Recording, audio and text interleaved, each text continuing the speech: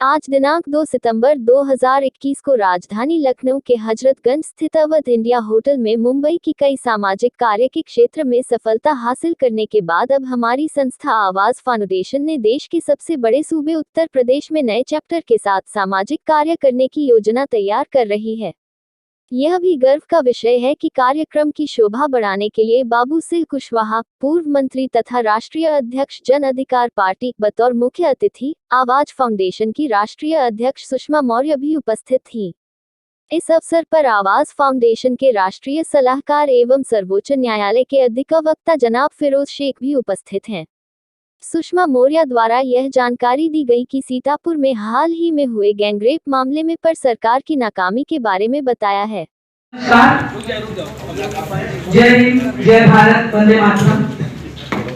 मैं एक सामाजिक कार्यकर्ता हूँ। पिछले 21 सालों से अपने देश और समाज के प्रति अपनी जवाबदारी निभाते हुए जहाँ मेरी जरूरत, जिस गली में, जिस झुग्गी में या किसी मजदूरों के प्रश्न हो, मैंने हर जगह उठाई। 21 सालों से मैं HIV एड्स के लोगों के लिए, कैंसर के बच्चों के लिए टाटा मेमोरियल हॉस्पिटल से जुड़ी हूँ कैंसर फाउंडेशन के साथ। और आवाज फाउंडेशन की स्थापना मैंने 7 साल पहले की, लेकिन सामाजिक कार्यों से मैं 17 साल की उम्र से जुड़ी हूँ। हमने जो मेडिकल कैंप ऑर्गेनाइज किए महाराष्ट्र में, महाराष्ट्र के ग्रामीण क्षेत्रों में, झुग्गियों में, हमारा सिर्फ एक ही उद्देश्य था कि हम लोगों को क्या सुविधा उपलब्ध कराई, तो समाज के प्रति अपनी जवाबदारी समझे, ये सब हम काम करते रहे।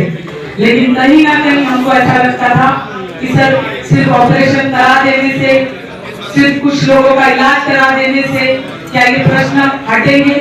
उसी तरह 2011 में जब अन्ना हजारे आंदोलन आया, उस वक्त भी हमने बढ़ चढ़कर उस अन्ना हजारे आंदोलन में जो नॉन पॉलिटिकल था, उसमें बढ़ चढ़कर हम लोगों ने, आवाज फाउंडेशन के सभी सदस्यों ने हिस्सा लिया। और हमने महाराष्ट्र के ग्रामीण क्षेत्रों में 485 से ज्यादा मेडिकल कैंप किए हैं। 1.5 करोड़ से ज्यादा की मेडिसिन हमने डिस्ट्रीब्यूट की है। वो हमारा छोटा सा बैकग्राउंड रहा है। पर पिछले 21 सालों में जब भी महिलाओं के प्रश्न हैं, उसको हमने बढ़ चढ़कर उठाया है। मुंबई में आंदोलन किए हैं। जो निर्भया केस दिल्ली में हुआ था, उसके लिए हमने मुंबई में भी आंदोलन किया था और जेल भी गए थे। तो हम लोग आवाज फाउंडेशन सिर्फ लोगों को हेल्थ की सुविधाओं के लिए नहीं लड़ाई लड़ता। आज अगर आप सोच रहे हो कि मीटिंग उत्तर प्रदेश में क्यों ले रहे हैं, क्योंकि चिंता की बात है। हम कई महीनों से, कई 3-4 सालों से देख रहे हैं कि उत्तर प्रदेश में महिलाओं के प्रति एक कुंठा की भावना निर्माण हो गई है। क्योंकि बलात्कार, मैंने 70-80 से ज्यादा केसेस फाइट किए हैं, उसमें कुछ गलत निकले, कुछ बरी हो गए, लेकिन सक्सेसफुली मैं 50 से ज्यादा लोगों को जेल भेज चुकी हूँ।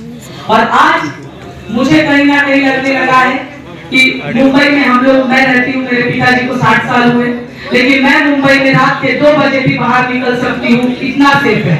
मैं 26 तारीख को खारघर गई थी, एक बिटिया के साथ 4 साल के बलात्कार हुआ, कोई डर नहीं लगा। पर मैं आज अपने मीडिया भाई से, यहाँ पर सभी बहनों से, जो मीडिया के लोग हैं, क्योंकि मीडिया को कहीं ना कहीं देश का चौथा स्तंभ माना जाता है, क्योंकि आप भी अपने देश के प्रश्न, उत्तर प्रदेश के प्रश्न पूरी तरह निष्पक्ष होकर उठाएं, क्योंकि आज पूरे देश की आधी आबादी महिलाओं की है। और कहीं ना कहीं खास करके उत्तर प्रदेश में आपकी बहन, और बहुत जल्दबाजी में वहाँ के जो विधायक थे, उन्होंने बिटिया को पुलिस के साथ मिलकर दफना दिया। अब मुझे बताइए कि अगर गांव में कोई घटना होती है तो इतने एक्टिव तरीके से उसमें राजनीति क्यों घुसकर? बिल्कुल आप भी कोई ना कोई राजनीति को समर्थन करते होंगे, जुड़े होते होंगे, लेकिन बेटियों की आबरू पर, चाहे गरीब की इज्जत हो, चाहे अमीर की इज्जत हो, समान होती है। उस बेटियों की आबरू पर कोई राजनीति नहीं होनी चाहिए। मैं सबसे बड़ी ये बताइए, कमी कहाँ से किसकी नजर आ रही है जो अभी तक के इंसाफ नहीं मिल पाता है महिलाओं को? मैं इसीलिए आज आपके सामने आई हूँ क्योंकि मैंने महाराष्ट्र में हमेशा एक लड़ाई लड़ी, और वहाँ पे जो पुलिस के अधिकारी हैं वो पूरी तरह कॉपरेशन देते हैं। लेकिन हमारे उत्तर प्रदेश के अगर हम अधिकारियों को ट्वीट करते हैं कि ऐसा हो गया, तो ट्विटर पे तो जवाब दे देते हैं, लेकिन सच्चाई में ये कुछ भी नहीं करते।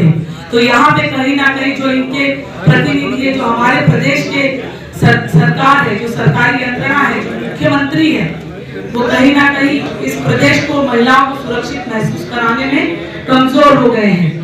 तो कहीं ना कहीं आप ही लोगों के माध्यम से हम महिलाओं को सुरक्षित रखने के लिए कुछ और भी प्रोग्राम उत्तर प्रदेश में बहुत जल्द आवास फाउंडेशन चलाएगी। माननीय सुकन्या पुष्पा मैडम कहीं ना कहीं बहुत असुरक्षित महसूस कर रही है, बस इसीलिए हमने ये प्रोग्राम ऑर्गेनाइज किया कि हम आपसे जुड़ सके, क्योंकि हम एक सिर्फ संस्था नहीं है, हम एक आने वाली पीढ़ी का एक ढांचा रखना चाहते हैं जिसमें भय मुक्त समाज हो, बेटियां खुले में घूम सके, जैसे मुंबई में आराम से बेटियां निकल सकती हैं।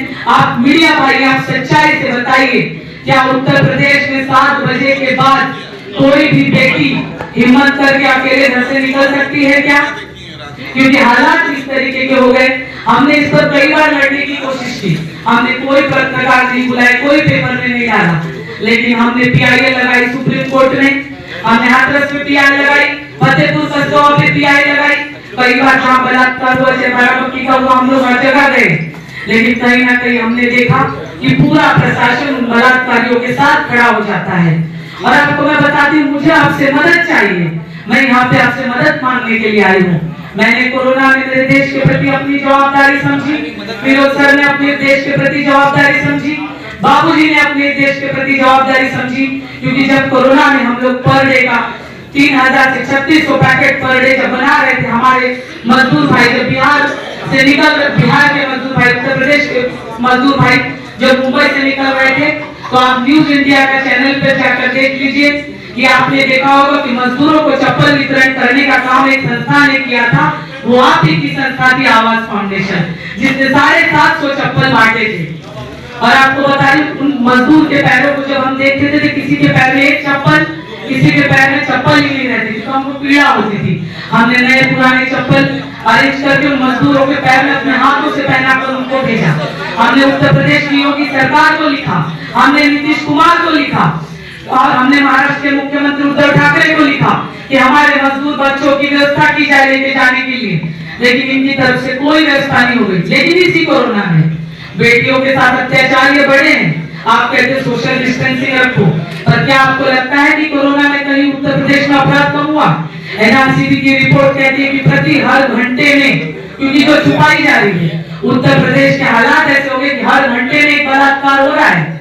और अगर आप मीडिया भाई इस तरीके को अगर निष्पक्ष तरीके से अगर आप लोगों के सामने लाओगे, तो आपका देश पूरा रिलीव होगा, आपका उत्तर प्रदेश आपके लिए पूरा कि यहाँ कुछ कार्रवाई हो, पुलिस निष्पक्ष होकर काम करे, लेकिन यहाँ ऐसा हो नहीं पाया।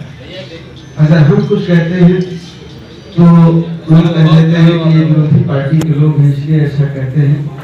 तो हम लोगों ने सुषमा जी से और फिरोज शेख जी से मदद ली। हम लोगों ने कहा कि हमारी आपसे अपील है कि आप जो वहाँ खास करके जो बेटियों के लिए आंदोलन कर रहे हैं, उनके साथ जो घटनाएं हो रही हैं, उनके जो आप इनिशिएटिव लेते हैं, तो बेहतर होगा कि आप उत्तर प्रदेश में लें।